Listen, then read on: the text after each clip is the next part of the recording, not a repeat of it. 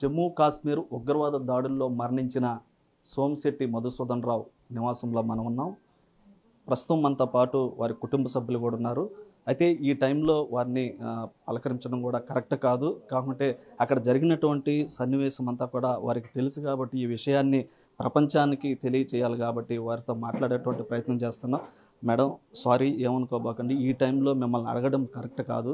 కాకుంటే అసలు విషయం ఏం జరిగింది, అక్కడ ఎలాంటి సిచ్యువేషన్ ఉండింది, మీరు ఏ టైంలో అక్కడ ఉన్నారు, అసలు విషయం ఏంటి? మేము కిడ్స్కి ఎగ్జామ్స్ అయిపోయిన తర్వాత వెకేషన్కి అని చెప్పి వెళ్ళామండి, ఒక 5 days ట్రిప్కి. సో మేము ఫస్ట్ డే శ్రీనగర్లో ఉండి సెకండ్ డే పెహల్గామ్కి వెళ్ళాము. పోనీ రైడ్స్తో పైకి వెళ్ళాము. వెళ్ళి దాన్ని మినీ స్విట్జర్లాండ్ అంటారు. అక్కడికి వెళ్ళాము, లంచ్ చేసినాము. జస్ట్ లంచ్ చేసి నేను మా హస్బెండ్ జస్ట్ అలా బయట వచ్చినాము వ్యూ చూద్దామనేసి. వెంటనే బ్లాస్ట్లు వినిపించాయి. మేము పరిగెత్తే లోపలే ఇట్లా అంటే నేను చూస్తుండగానే కాల్ చేస్తూ ఉన్నారు పక్కన వాళ్ళని. వాళ్ళని చూసి నా పక్కన వాళ్ళు ఇట్లా నీల్ డౌన్ అయ్యారు, పడుకున్నారు. అంటే పరిగెత్తితే కాల్ చేస్తారేమోనని చెప్పి మేము పడుకున్నాము, ఇద్దరం చేతులు పట్టుకొని. మా పిల్లలు వేరే దగ్గర ఉన్నారు. నేను ఎక్కడ మా పిల్లల కోసం పరిగెత్తి వెళ్ళిపోతాననేసి మా హస్బెండ్ నా చేయి పట్టుకొని, పిల్లలు ఎక్కడికి పోరు, ఉంటారు అంటే మేము ఎక్కడ కాల్ చేస్తారన్న భయంతో ఉన్నాము. ఈవెన్ మేము అలా పడుకో ఉంటే కూడా వాళ్ళు వచ్చి మమ్మల్ని, అంటే మేము తలెత్తలేదు, గమ్మని పడుకొనే ఉన్నాము. వాళ్ళు వచ్చి మమ్మల్ని హిందూనా ముస్లిమా అని అడిగారు. అడిగి మేమేం ఆన్సర్ చేయలేదు. ఆన్సర్ చేసే లోపల నేను ఒక షార్ట్ విన్నాను. అది నేను ఎవరినో అనుకున్నాను, ఎందుకంటే వినిపిస్తూ ఉన్నాయి. కానీ నా డ్రెస్ అంతా తడిచిపోయింది. అప్పుడే నాకు అర్థమైంది. అప్పుడే నేను లేచి చూడగానే నేను అట్లా బ్లడ్ చూసి నేను ఇంకా చాలాసేపు ట్రై చేసినాను. కదలిపోయేసరికి ఇంకా కాలిస్తే కాల్చారని చెప్పేసి నేను రెస్క్యూ టీం ఏమన్నా ఉందేమో హెల్ప్ కోసమని పరిగెత్తాను బయటికి. అక్కడ రెస్క్యూ టీం కానీ అలాంటి ఏం లేవు. అది ఇల్లు అండి, పైన హార్సెస్తోనే వెళ్ళాలి. సో రెస్క్యూ టీం ఎవరు లేరు, సెక్యూరిటీ గార్డ్ కూడా లేరు అక్కడ. మాకు కనిపించలేదు. వాళ్ళు మిగతా వాళ్ళని ప్రొటెక్ట్ చేస్తున్నారో ఏమో మాకు తెలియదు. లేరు, కింద ఉన్నారు. కింద సిఆర్పిఎఫ్ బేస్ క్యాంప్, పైన ఎవ్వరూ లేరు. మాకు వారు మిమ్మల్ని రిలీజన్ కూడా అడిగారు, మీరు హిందువునా ముస్లిం అని. హిందూయే ముస్లిమే ఆ question. They didn't even wait for our answer.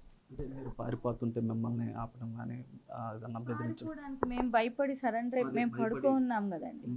అంటే మేమేమనుకున్నామంటే పక్కన వాళ్ళు పడుకో ఉండేసరికి మేము కూడా పడుకుంటే మమ్మల్ని ఏం చేయరేమో అట్లా అనుకున్నాం. మీరు కూడా ధైర్యాన్ని తెచ్చుకొని, మీ వెనక పిల్లలు ఉన్నారు కాబట్టి వారి కోసంగా ధైర్యం తెచ్చుకొని, మీ వారు కళలు ఆశలు ఏవైతే ఉంటాయో వాటి కోసం కూడా మీరు ధైర్యం చేసుకొని ముందుకెళ్ళాలని మేము బిట్టివి తరపున కూడా కోరుకుంటా ఉన్నాం. మేడం, పాప, మీరున్నటువంటి ప్లేస్లో ఏం జరిగింది? మీరు అక్కడ ఆ టైంలో ఎక్కడున్నారు, ఆ సిచ్యువేషన్ ఎలా జరిగింది? నేను మా ఫ్యామిలీ ఫ్రెండ్స్ వెళ్ళాం కదండి. సో మేము ఆ హోటల్, నేను యాక్చువల్లీ వీళ్ళతోనే దగ్గరలో లేరు, నేను వీళ్ళతోనే ఉన్నాను. బట్ అప్పుడే వెళ్ళాను. సో వెళ్ళి ఆ షార్ట్స్ వినిపించేసరికి అందరు పరిగెత్తాము. నాతో ఎవరున్నారు కూడా తెలియదు. పరిగెత్తాము. ఆ హోటల్లో ఫ్యామిలీ ఫ్రెండ్స్ ఉండేసరికి మేము టేబుల్ కింద దాంకున్నాము. అప్పుడు వచ్చి తిట్టారు, ఇట్లా దాంకోకూడదు, బయటికి వెళ్ళండి, వెళ్ళిపోండి, వాళ్ళు వస్తారు అనేసరికి మేము పరిగెత్తాము. బయటికి వెళ్ళాము, అందరూ వెళ్ళిపోయారు. కానీ నేను, మై బ్రదర్ అండ్ మా అంకుల్ రండి అని పుల్ చేస్తున్నా కానీ మేము రావట్లేదు, ఎందుకంటే వీళ్ళిద్దరు రాలేదు కాబట్టి. సో మేము అక్కడే ఉన్నాము. విత్ ఇన్ 2 minutes అంతే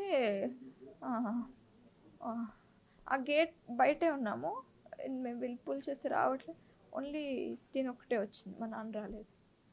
అది నేను స్వెటర్ కలర్ చూసి చెప్పాను, అద్దో అమ్మ వచ్చింది అని చూస్తే తిని ఒకటే వచ్చింది, మా నాన్న రాలేదు. మీరు మీ తమ్ముడు ఎక్కడెక్కడైనా దూరంగా ఉండడం జరిగింది?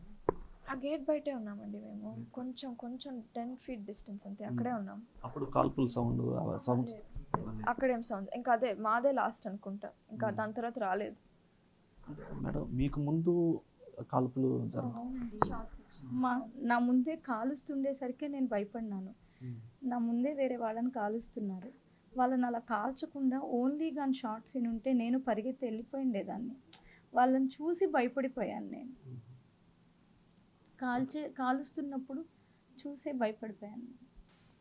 చివరిగా మీ మధుసూదన్ రావు మీతో ఏదన్నా ఆ టైంలో మీకు ధైర్యం? మేము చేతులు పట్టుకుని నాకు కేవలం పిల్లలు బాగుంటారు, అంటే నేను ఎక్కడ పిల్లల కోసం పరిగెడతాడని, Dattu will be fine, Medhu will be fine, దేవుడు కాపాడుతాడు, నువ్వు ఎక్కడికి వెళ్ళొద్దని నా చెయ్యి పట్టుకుంటూనే ఉన్నాడు.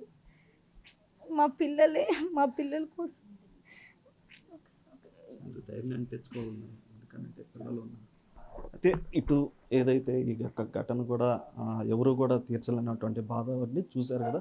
ఇప్పటిదాకా అక్కడ జరిగినటువంటి ఉగ్రవాద దాడులు ఏవైతే ఉన్నాయో అక్కడ మధుసూదన్ రావు పడుకొని ధైర్యం చెప్పేటువంటి పరిస్థితి వచ్చిందని, అదేవిధంగా ఇటువంటి దురదృష్టకరమైన వాతావరణం, అదే విహారయాత్రకి వెళ్ళడం, ఆ యొక్క విషాదఛాయలు అనుకోవడం కూడా చాలా బాధాకరమైనటువంటి విషయం. కెమెరామ్యాన్ మనోజ్తో సురేంద్ర, బిగ్ టీవీ, కావలి నుంచి.